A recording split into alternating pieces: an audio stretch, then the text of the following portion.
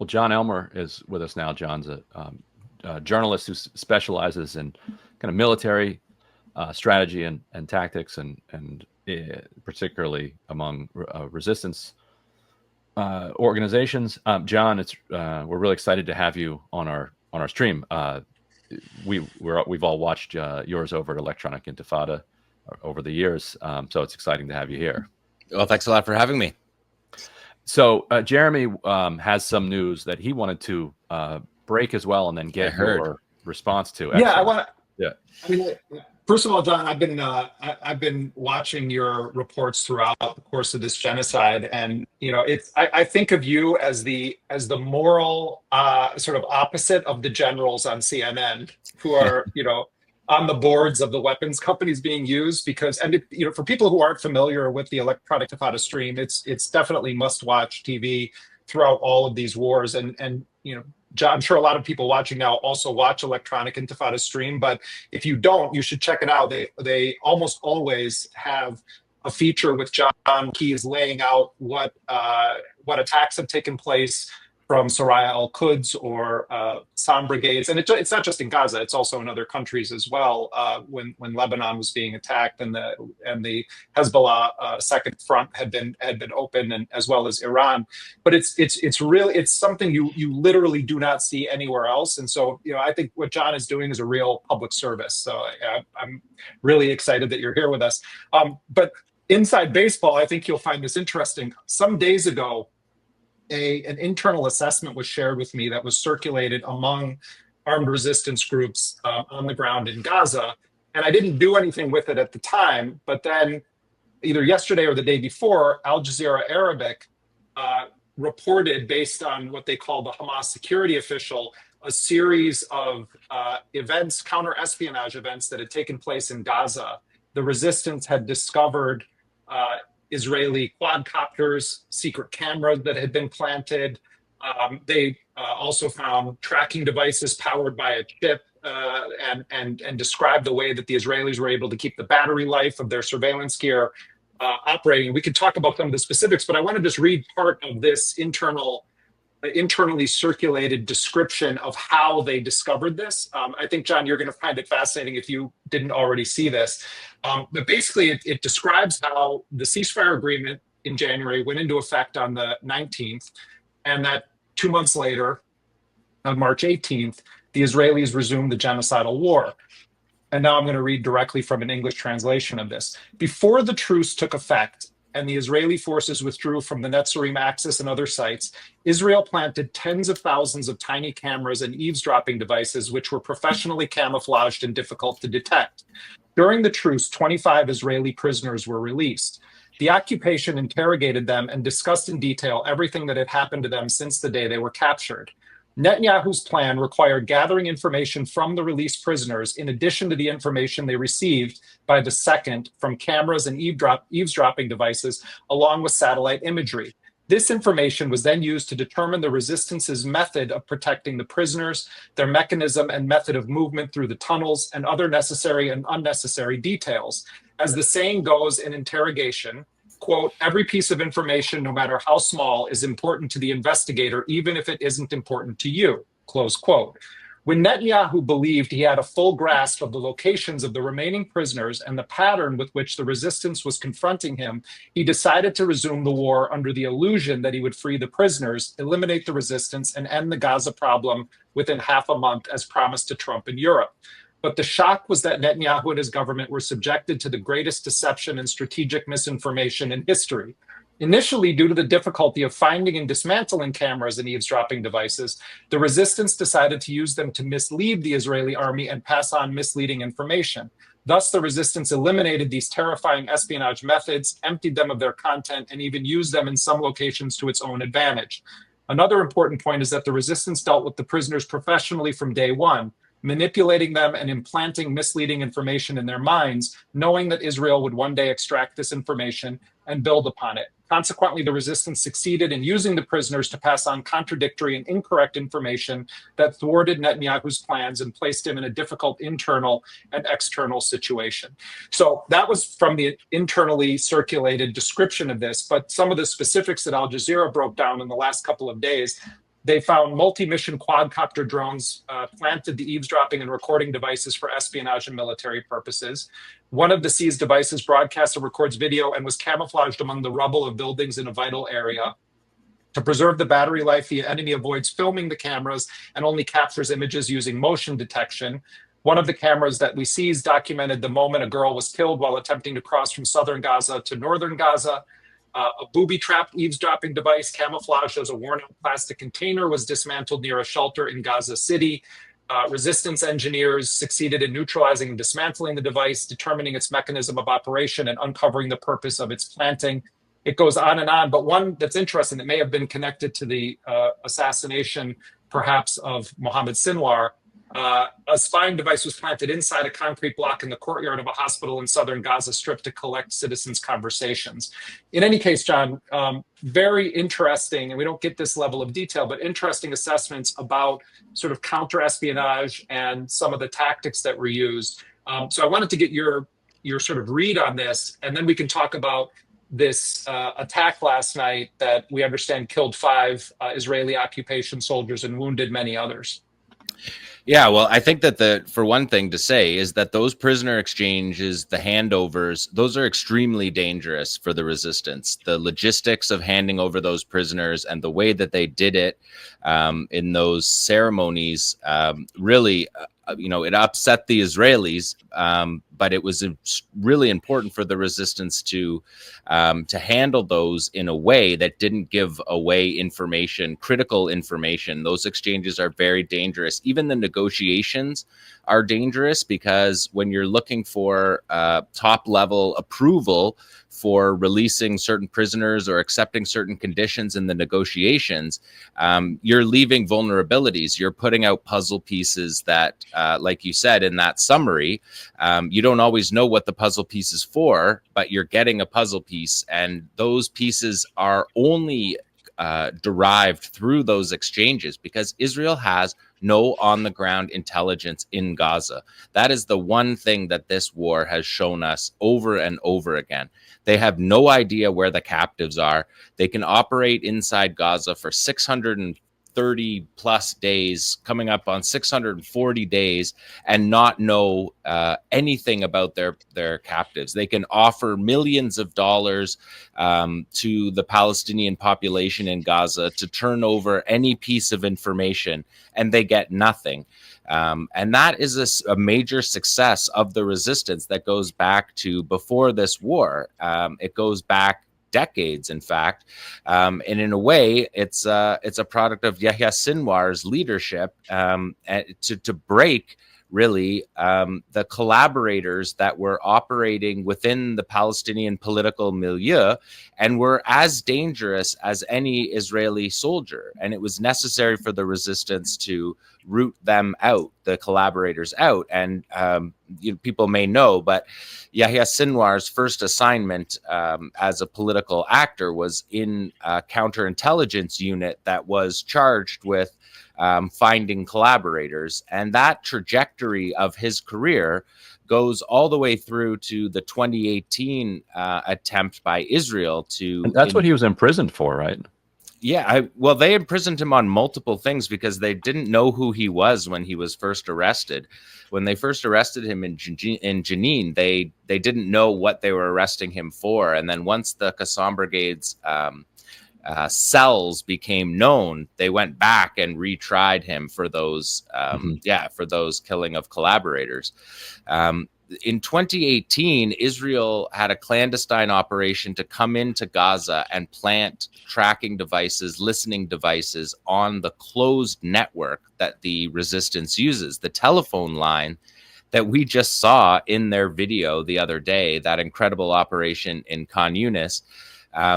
We saw the commander on the closed line. And that is the way that the resistance has been able to communicate throughout this entire war. And it hasn't been cracked by the Israelis.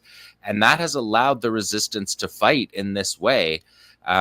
Israel's blind in Gaza. And when you talk about how they hid the Israelis hid their listening devices in the rubble.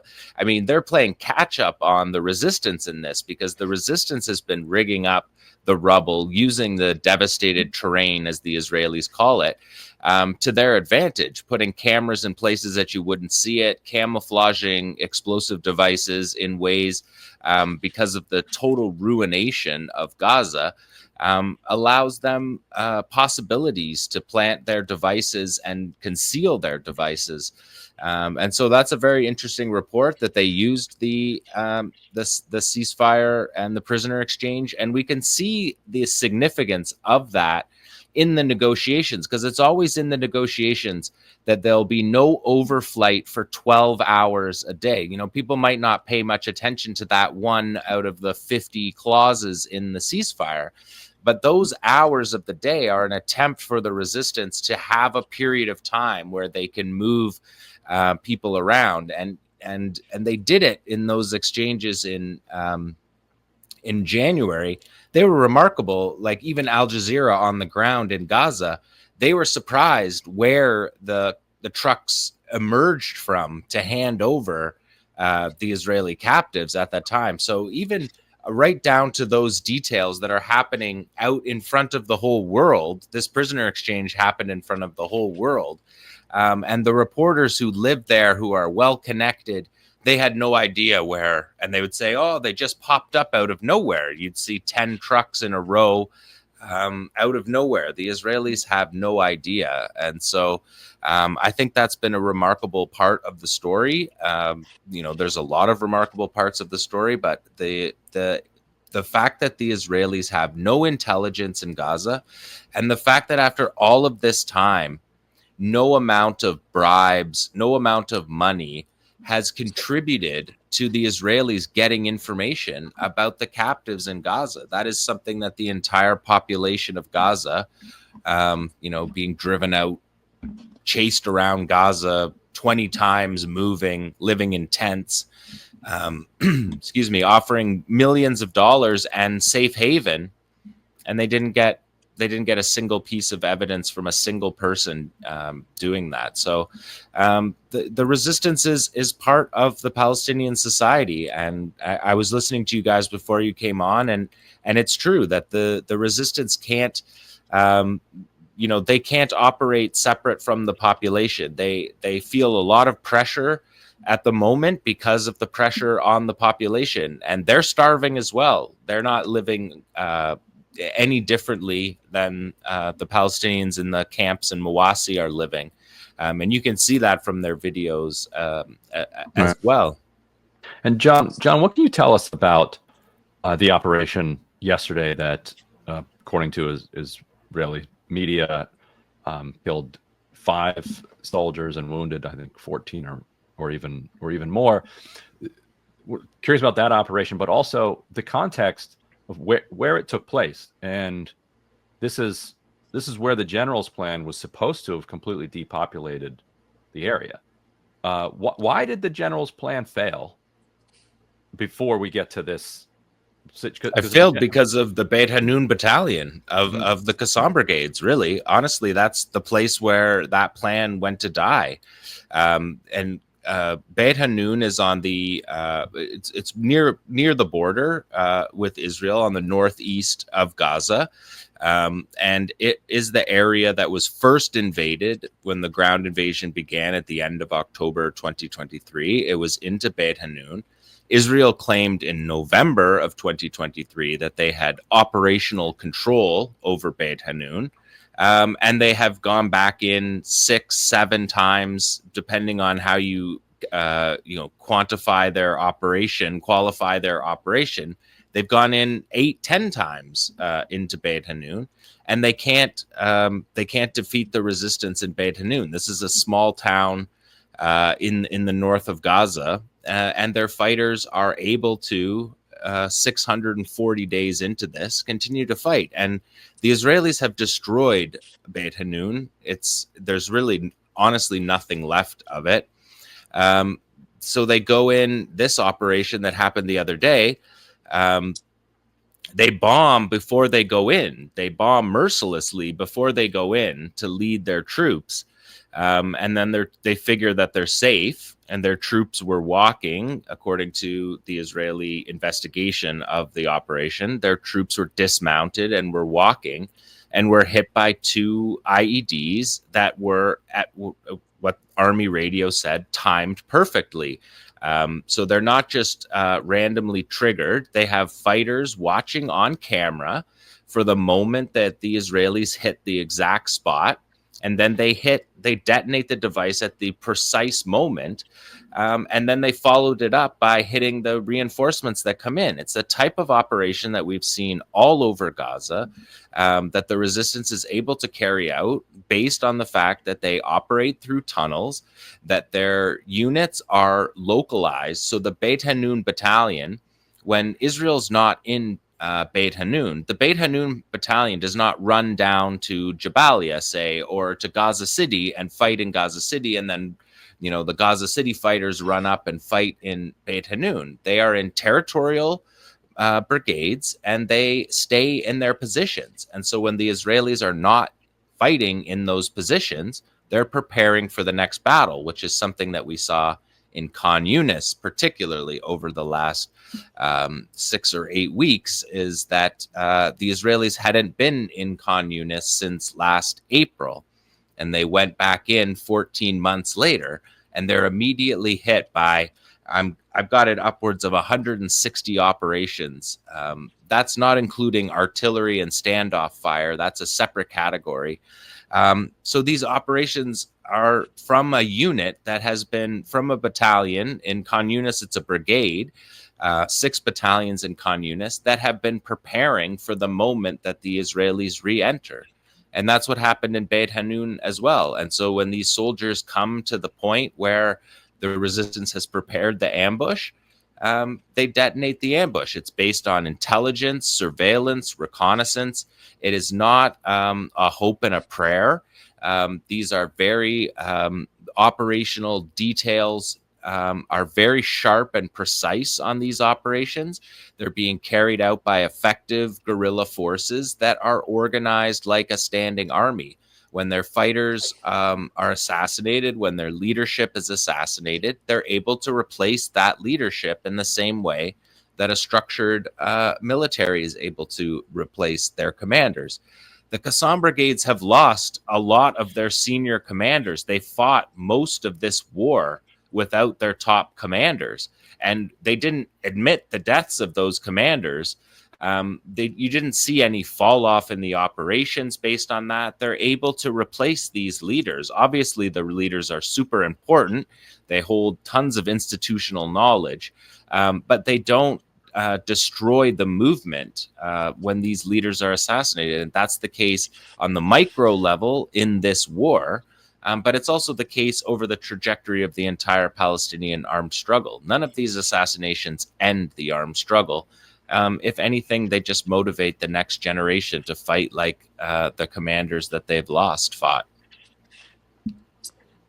John, I want to echo something Jeremy said, that your analysis has been so interesting over the course of this conflict, because there's so many people who are in the military or like OSINT, you can say, world, who focus on these conflicts. There's been very little focus on the Palestinian guerrilla warfare in Gaza, which has been sort of historical. We've never seen people underground tunnels and so forth fighting for 2 years. As you mentioned, starving with no ability to take leave, no allies, no ability to get replenished.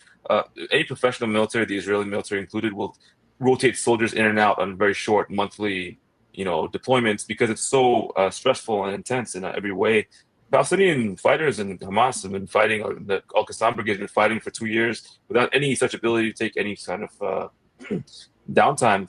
I'm curious, you analyze these videos and you see these specific engagements. How are the Palestinians still fighting? How do they what weapons are they using? How do they replenish them and so forth? I know that to some extent they're actually building their own weapons from Israeli munitions. What do you see in these operations, and how are they able to continue operating at the level they do, given this intense pressure and sort of an endless war they're facing without ability to take a step back from it? Well, it's a well-organized project that we're watching unfold before our eyes right now. This is a 20-plus year project to arm fighters and to arm fighters with appropriate weaponry, weaponry that could be both built in the Gaza Strip, using the know-how in the Gaza Strip, making copies of already established weapons that are effective, as well as creating their own weapons. The Shawad EFP is an IED that we know from the Iraq era that vexed the Americans in Iraq. Qassam has built their own version that's a more devastating version of that. And that canister that we see being used, that's the same canister that we've seen since the first day of the war. So they have been prepared to fight for 640 plus days. And I think that's the thing that both the Israelis and the CNN talking heads and the OSINT people, they didn't expect that would be, they expected a breaking point for the resistance, but the resiliency in the resistance is in the project itself. It is to build those weapons. You know, there was a point after, say, the 2006 war with Hezbollah and Israel, where you could have looked and said the Kornet anti-tank guided missile system that devastated Israeli tanks, that's the weapon that is needed for Gaza, for urban warfare, for defeating Israeli tanks. But in Gaza, they didn't make that decision. They made a decision to make a tandem charged RPG that was light, easy to move, could be built in Gaza, could be the armament, the warhead itself can be built in Gaza. It doesn't require smuggling tunnels that come and go.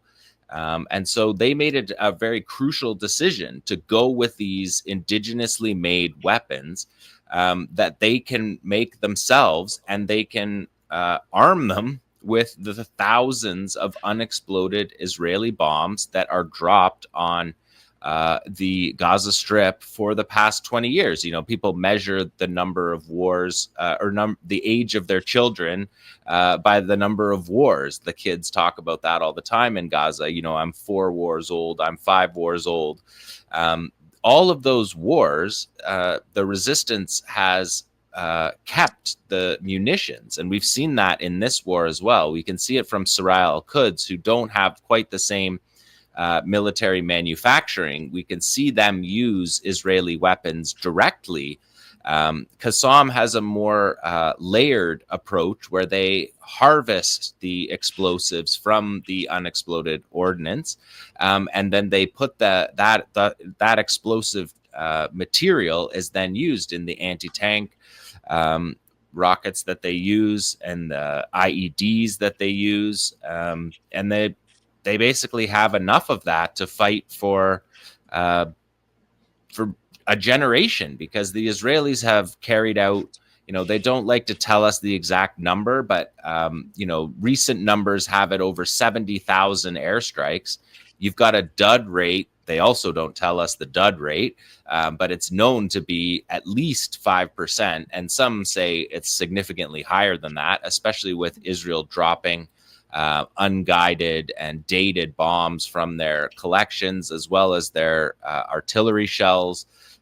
We know there's been a shortage of those, so they're using older stocks on those. The dud rate goes up on those, and the resistance has been able to build a manufacturing capacity to put the tools that are available to them, instead of reinventing the wheel, or instead of having a massive, a military based on massive weapons transfers. Like you said, they don't have a hinterland. They don't have a way of getting supplies from all over the world. The Sinai Desert is a very difficult place to operate in. And the Israelis have full control over all of the other borders and have for 20 years. So they made a strategic decision to have weapons that are built in Gaza arm the fighters who are from Gaza, and they made an indigenous, localized solution to a problem that they saw. And it wasn't an obvious one, because after the 2006 war, you would have thought that any military advisor would have said, You need Cornet anti-tank missiles. Like that's what you need for these heavy armored Israeli tanks, right? Israel has the most heavily armored tanks because they don't need to move those tanks to other countries like the Americans do. They don't need to put them on planes and boats, planes in particular, and drop them in another country. They just drive them over the fence through the border. And so they can have very, very heavy, very armored tanks that they think were going to be able to stand up to this war. And right away, the first days of the war, we saw that wasn't true. Their brand new Namur troop carrier, which was supposed to be the solution to their troop carrier problem, which destroyed. They had a number of troop carriers destroyed in the 2014 war.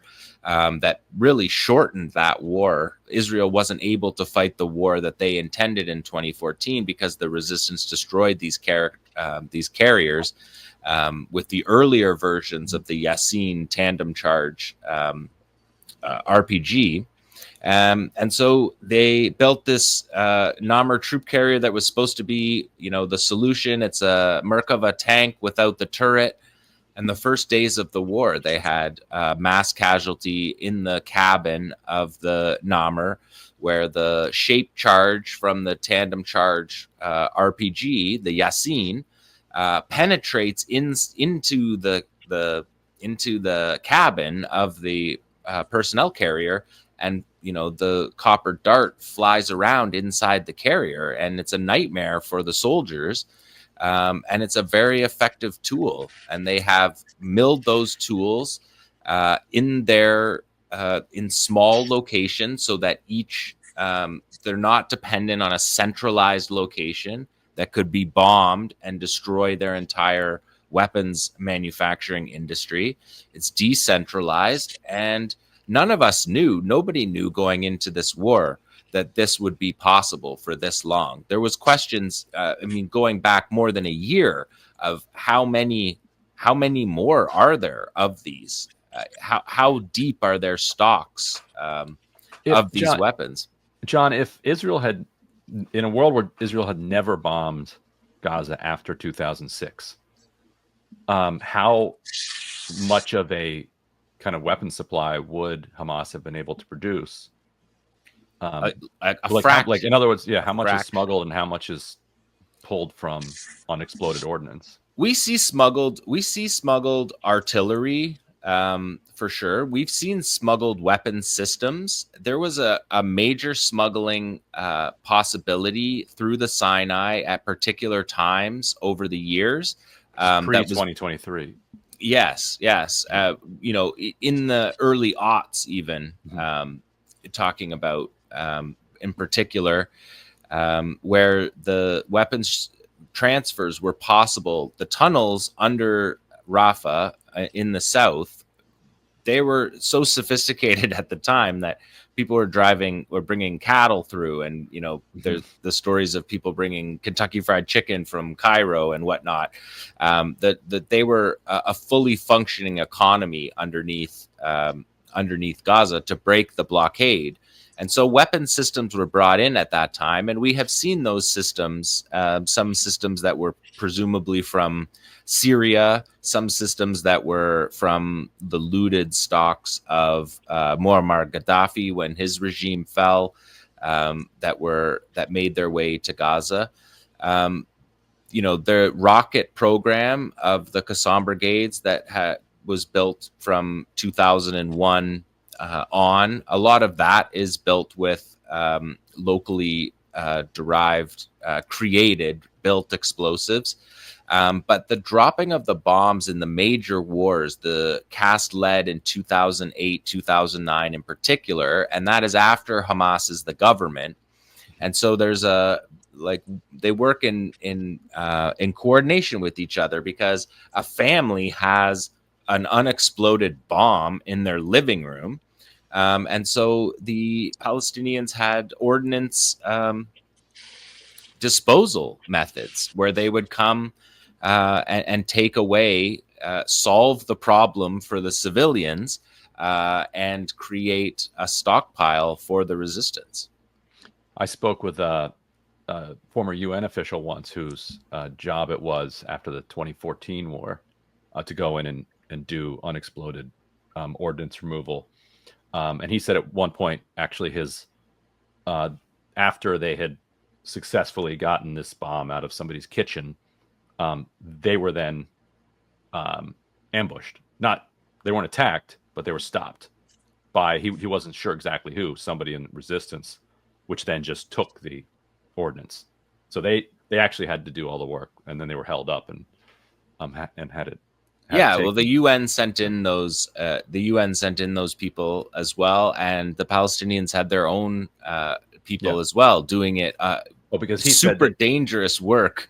He said they did something like 30 in like 6 months. Like it's such dangerous and slow work. Yeah, and heavy, right? They're super heavy. Yeah, and they're dropping 30 every minute. Yeah. So there's no way that any single entity can. Yeah, and then they use the metal from the outside of the bomb is reused as well. I mean, we've seen clips from the resistance using old pipes from Israeli settlements. There was one footage of them diving down to a British warship that was sunk off the coast of Gaza and getting metals from there. So they use the entire bomb. They can harvest the explosive material out of it, and then with the 2,000-pound bombs, I mean, you need trucks for that to execute that task. So the harvesting can be separate from that, and that's probably what we're seeing right now. We're not totally sure how much is being put into use immediately, but that the assumption is that that's the vast majority of where they're getting their explosives, especially for these IEDs. You're just packing these canisters, or, we see Saraya al-Quds, Islamic Jihad. We see them put them into barrels, just dump the explosive material into barrels and bury the barrel and detonate the barrel itself. With Qassam, you see a weapons manufacturing capacity, an industry that builds these weapons and builds them effectively. We watch on camera the fighter deliver the device, pull the fuse. The fuse gives them 5 seconds before it detonates to save the fighter, so the fighter can pull it, be safe, get out of the way. And these are not blowing up in their face. These are properly engineered, tested. The R&D goes into these products. And Qassam said earlier in the war that from the beginning of the process, from R&D all the way through the Yasin tandem charge rocket, that it was a $500 a piece weapon that they're firing at Israeli tanks, $4 million Israeli tanks. Maz may have one more question, but the last one for me is, given everything that you've said here, how is it that the IDF controls 80% of Gaza? If the guerrilla forces are this effective, what's going on? Well, they don't. Right. So they give these maps, and this is the other thing. The resistance doesn't fight anywhere near civilians. This is something that maybe isn't known to all people in the United States, but the Israelis give evacuation notices, ethnic cleansing notices. The civilians leave. Usually the Israelis massacre people before they leave to create the panic for them to leave. They move out of that area. Israel then calls that area, that's the 80% that you're citing, is these free fire zones. But when they move into the built up areas, they're hit immediately. In Khan Yunis, their map in Khan Yunis, they don't control Khan Yunis in any meaningful way. And the map that they show, they just published one yesterday that shows, like, it looks like the ink blots are starting to cover all of Khan Yunis. It's just not true. From that perspective, what they do control, and they're able to control because they're a massive army financed by the United States, is they're able to control the buffer zones, and they have successfully shrunk Gaza through the buffer zones. But control over places like Beit Hanoun, Beit Lahia, Jabalia Camp, Jabalia City, Gaza City, Shujaiya. They don't have, there's no meaningful use of the term control that the Israelis have in those areas. So they're trying to tell a story to their local audience that's saying that they're winning this war. Yeah, and John, I do have one last question. Just tying it back to very recent events. Obviously, there was this ambush which took place the other day, which was very lethal, and I think 5 people were killed and 14 were injured. It seems that the Israeli military has been taking more casualties in the last month or so. I think there's been maybe well over 30 killed in action over the past month, which by the standards of this war for them is quite a bit. Has something changed either in their own force placement in Gaza or the way that the Qassam brigades or other groups are operating that's resulting in this increase in casualties that we're seeing at the moment? Yeah, they pushed into Khan Yunis for the first time in 14 months. The vast majority of the casualties are in Khan Yunis. The 6 battalions in the Khan Yunis brigade were ready for them and have fought them really hard. And that their plan for Khan Yunis was similar to the general's plan in the north that was foiled. Their plan for Khan Yunis was the Rafah plan. I was listening to you guys before I came on talking about the humanitarian cities. The extension of those humanitarian cities was supposed to be Khan Yunis. They were going to Rafah-ize Khan Yunis. They were going to destroy it all, wipe out Khan Yunis, make the Mawasi safe zone, funnel down through Khan Yunis into Rafah, into these cities. That was the plan. And the plan was supposed to take some weeks. And they're now more than some weeks into it, and they don't control any of the downtown core area of Khan Yunis. They're still fighting on the outer flanks, in the eastern flanks, in Abasan al-Kabira. They're still fighting there. That's 150 meters from the border. They're still fighting there and dying daily there. So that's where the casualties come from. They come from the push on Khan Yunis, and as well as the north. The north is still able to fight. Shujaiya is causing casualties. The Jabalia camp continues to cause casualties after 4 invasions of the Jabalia camp. And Beit Hanoun has just been a remarkable story of this war that I think history will mark this part of the war and the way that the Beit Hanoun battalion has been able to fight. Last one from me. Do you have any ballpark sense of resistance losses throughout the war? Is that possible? No, there hasn't been anything that I think that I would feel comfortable going with on that. I will say that we have never seen anything like the casualties the Israelis are saying, like not a fraction of it.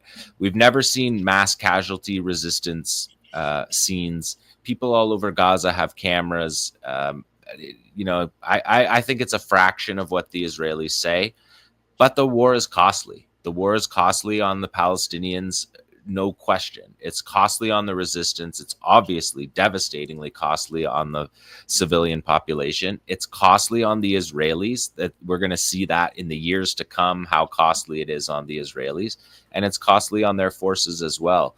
But nothing, not even a fraction, I would say, of the Israeli toll. The Israelis try to give a number that makes it seem like half of the casualties are fighters, and it's just not true.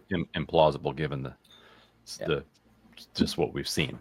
Well, Jon Elmer from Electronic Intifadi, thank you so much for joining us. Really appreciate this. And people find Jon on Twitter. Where else? Like where should they go to make sure they can follow everything that you're doing? A Twitter account, Jon Elmer, just my name. I keep all the resistance. It's basically just a resistance archive, and my segments from the weekly show. Our show is Thursdays at noon Eastern. It's live every week, and we cut up the show like you guys do into segments, and people can watch those segments from there. And shout out to you guys too. Congratulations on the new project, and you're making waves already with it, so it's good to see. Thanks, Jon. Really Thanks, appreciate Jon. that.